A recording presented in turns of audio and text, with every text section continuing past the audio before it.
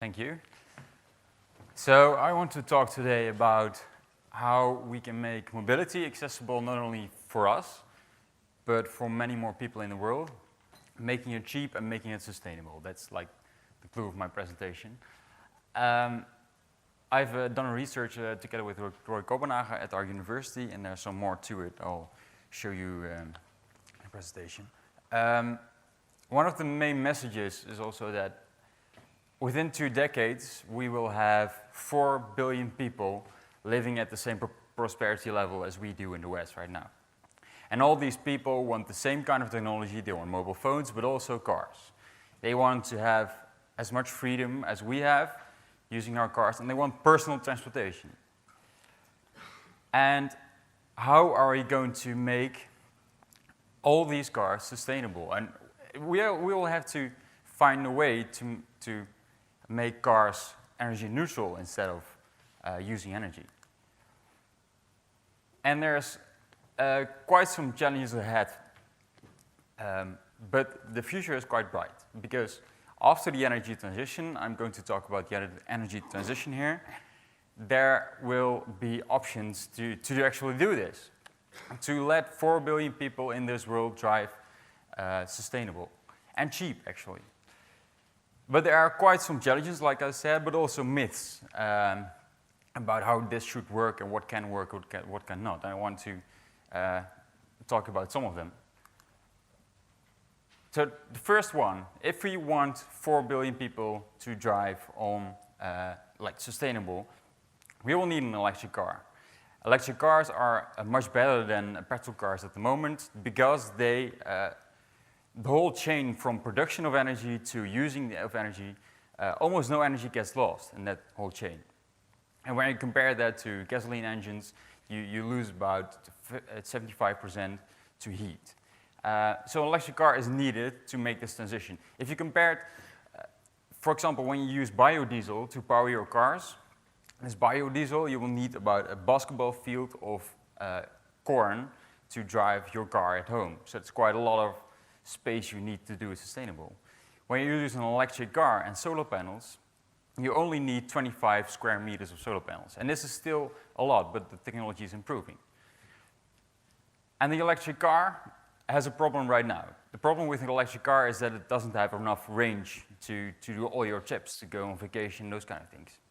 But the nice thing is that battery technology is improving, and improving fast, and it's getting cheaper fast.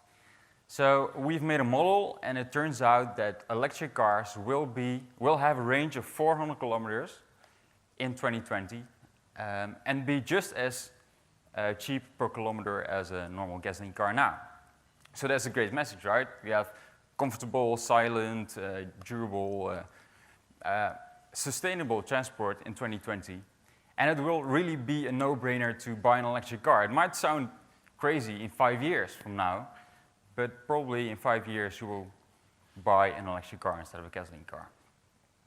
And you see the difference is that an electric car uses the energy more efficient, so you need less costs for the electricity or the energy, but the car is a bit more expensive because of the battery. Now, the next one. When we look at the context of the car, and we look into the future to 5 to 10 or 15 years, we'll have more intelligence surrounding the car, and this intelligence will help us share cars. So we will have apps, we will have cars connected, and probably cars will be shared because you can divide like the purchase cost of the car over a larger group of people. So it will be much cheaper to use shared cars than owned cars in the future. And that will mean that when you look at the cost per kilometer, then the car cost will go down, but because the same car will make a lot more kilometers, energy costs will go up. So the division between electricity costs and car costs are going to change. And electricity or fuel efficiency of cars is going to be even more important in the future because that part is bigger. So that's what I'm going to talk about now. Looking at the blue part here. How are we going to get the electricity to the car? And I'm going to look at a system point of view, and not only looking at the car, but also how the energy is produced. And we'll start all the way at the left. So how are we going to produce the electricity for all these cars? So from 2020, everything is electric, so we need to produce electricity. And we have to look at renewables, of course. And this graph shows the price trends, and this is just extrapolating the price trends of these various renewables. Looking at these, you see solar, offshore wind, onshore wind, and you see that onshore wind is the cheapest form of renewable energy at the moment in Europe. So this is northern Europe. In other places in the world, solar is cheaper because there's more sun. But what you see is that solar energy is getting cheap really fast. And in like 2018, 2019, it will even go below the prices of electricity right now. So the electricity that comes from coal power plants, those kind of things. So from like 2020, electricity will become cheaper, and it will probably going to come from solar because it's the cheapest form of energy. But solar energy has one problem, one big problem, and especially in Europe, in the northern part of Europe, is that there's a lot of sun in summer and there's not so much sun in winter. So we need to buffer all the energy we get in summer to use in winter. And these are enormous amounts of energy. If you want to buffer this kind of energy, so from summer to winter, for your home only, you will need 10 electric car batteries, or even more, I think 20 electric car batteries, to buffer this energy. So batteries are not going to solve this problem. You will need liquids. You will need to put the electricity into liquids and get it back to have a dense form and a cheap form of buffering energy. What is also considered sometimes is putting energy into like water, pumping up water and pumping it down. But if you want to do that for this problem, then you'll need to use the whole of Europe and then 10 meters high of water and pump it up 60 meters high and 60 meters. So that's not really an option. You really need to use these fuels. And then the third challenge, big challenge, is daily buffering.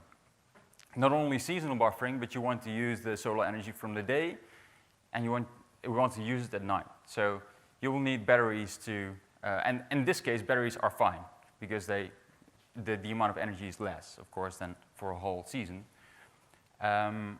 It will need them to buffer the energy. And sometimes people consider using cars for this, so your electric car will have a battery, so why don't you use the battery of the car to buffer all this energy? And it turns out that the batteries of all these cars are not enough to buffer all the energy we need to buffer. So they are part of the solution, but not the solution. And then the fourth challenge is charging the car.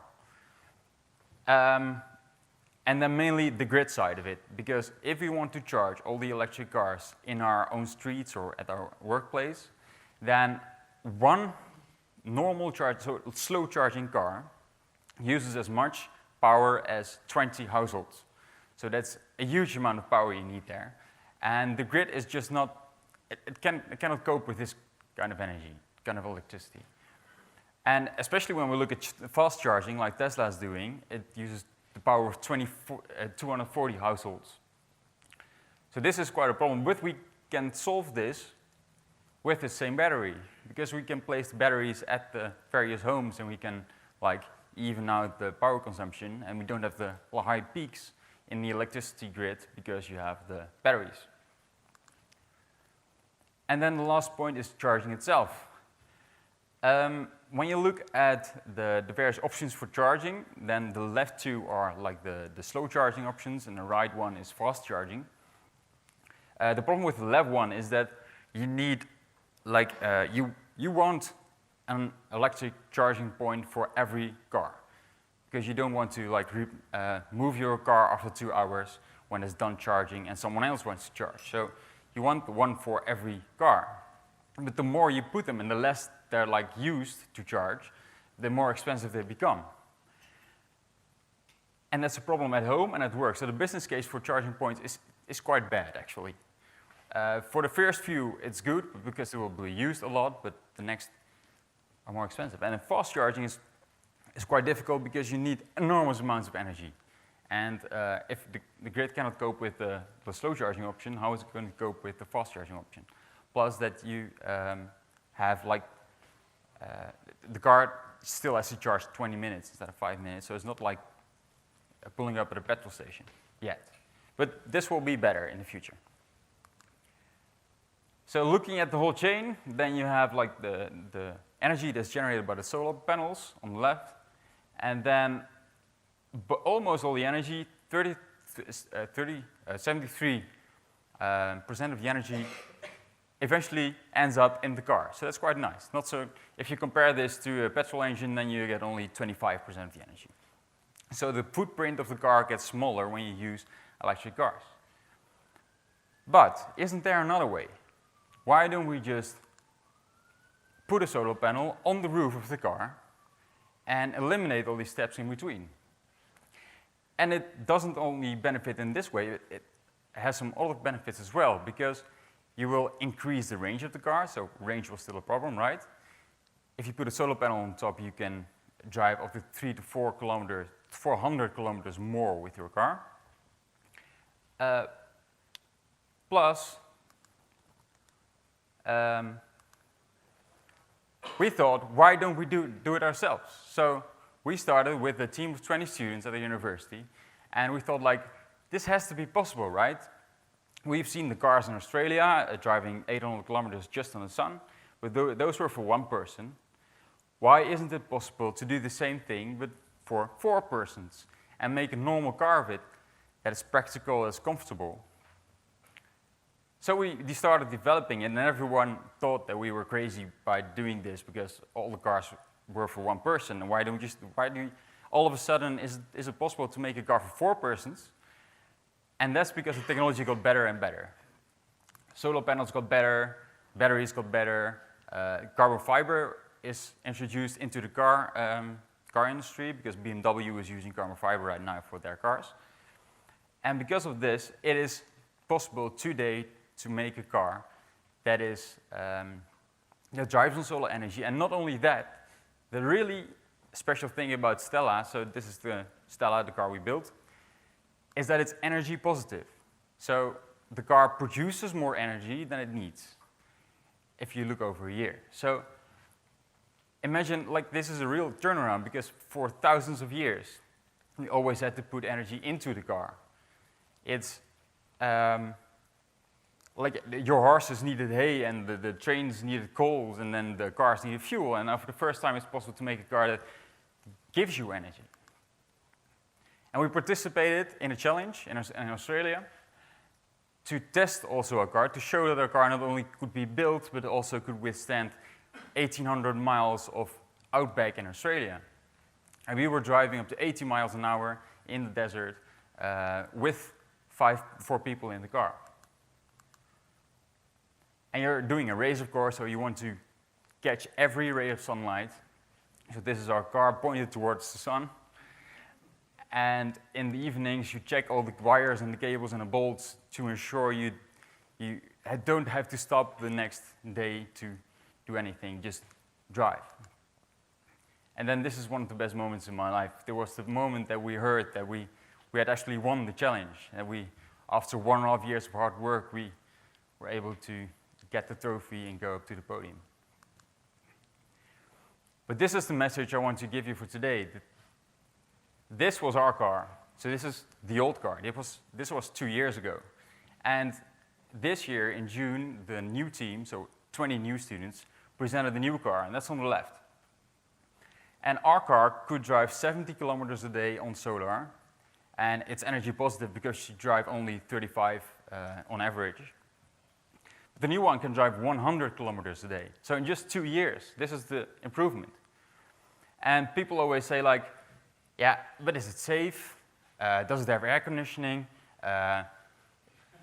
Should I get into this thing because it's really low? Those kind of comments. But when you see this progress, you realize that all these things can be added. The car can be higher. The car can have air conditioning, those kind of things in the future because the technology is developing so fast. So it's quite a bright future.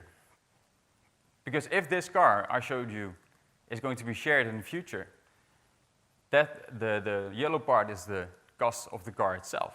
And the electricity costs are really negligible, almost nothing. So we can let everyone in the world drive completely autonomous off the grid with solar energy, cheap and sustainable. So, thank you.